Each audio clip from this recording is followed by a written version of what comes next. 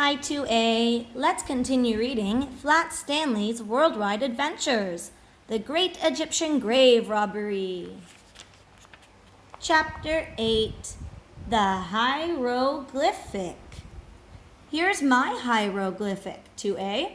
This is a necklace from Egypt. This is my name.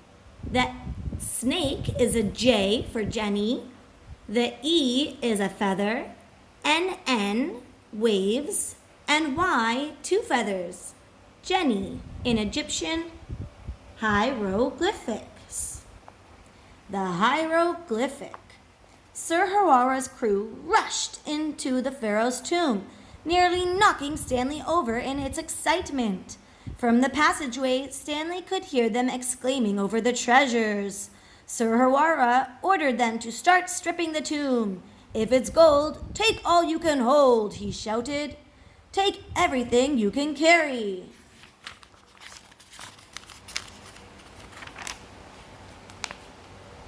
"This guy's been dead for 1,000 years. He won't miss anything. Follow the hieroglyphics and start loading the plane." It was time. Stanley extinguished his torch and covered himself all over with soot. He whispered Sir Hawara's chilling words to himself. "We'll just leave him to rot with the mummies for eternity," and felt himself break out into goose discs. He felt a cold sweat grow over them, and then he leaped up to the wall and froze there, stuck. Sir Hawara's crew ran out of the tomb, loaded with treasures. Sir Hawara shone his flashlight all along the walls of the passageway. His beam fell upon Stanley. "There's one," he called. "Funny-looking thing, but it's just like the flat kid said. It's pointing the way. Come on." He and his men rushed off.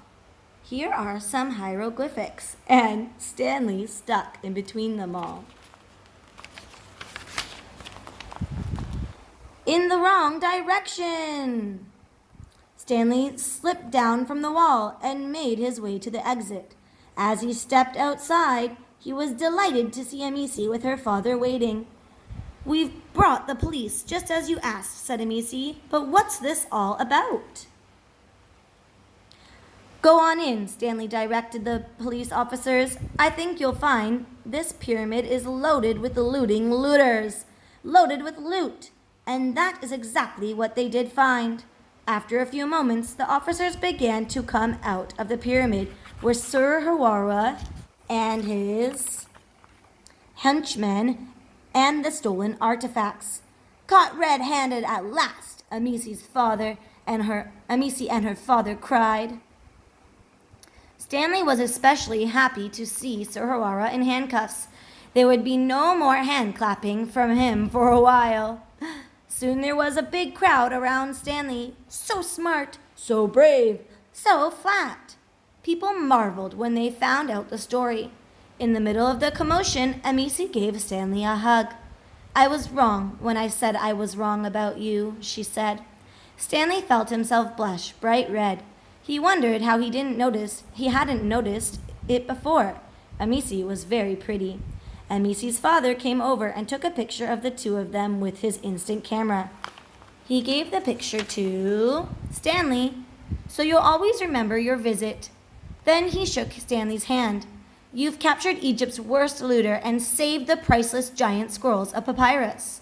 Egypt's debt to you is enormous. How can we ever repay you? Say the word. Whatever reward you like is yours." Before Stanley could answer, the little celebration was disrupted by a group of tourists. They were laughing and pointing at Stanley's camel.